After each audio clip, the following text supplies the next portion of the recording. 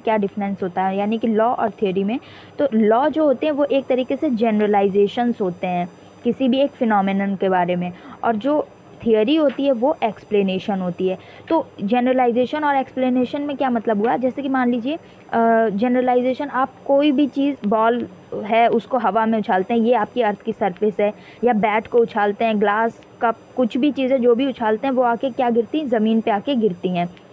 तो ये क्या हो गया, एक तरीके से आपने ये पाया कि कोई भी चीज़ अगर हम ऊपर उछालते हैं आसमान में या अपने से ऊपर, तो वो आके ज़मीन पर ही गिरती है।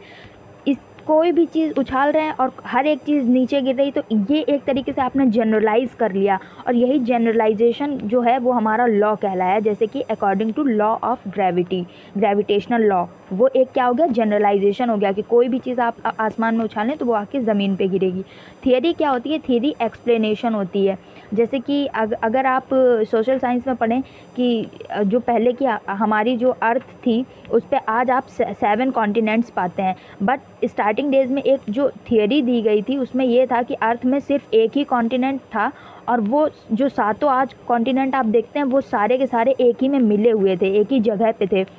फिर क्या हुआ, फिर यहाँ पे कुछ ऐसी, मतलब कुछ ऐसी नेचुरल घटनाएं हुई, उनके थ्रू क्या हुआ, जो भी एक ये कॉन्टिनेंट था ये टूट गया, और ये टूटता चला गया, जिससे कि ये अलग अलग जगह पे जाके बट गया, और उसको आज हम 7 कॉन्टिनेंट्स के बारे में जानते हैं। तो ये एक्सप्लेनेशन जो था कि अर्थ में पहले इस तरीके से था, फिर उसके बाद में एक जो भी नेचुरल एक्टिविटीज़ के कारण ये 7 कॉन्टिनेंट्स हम देखते हैं, ये पूरा एक्सप्लेनेशन जो हुआ वो क्या हुआ, वो एक थियरी के रूप में हमको मिलता है। तो आई होप आप समझ गए होंगे कि एक्सप्लेनेशन ये जो कि हमारा थियरी से रिलेटेड है, और जनरलाइजेशन हमारा लॉ से रिलेटेड है।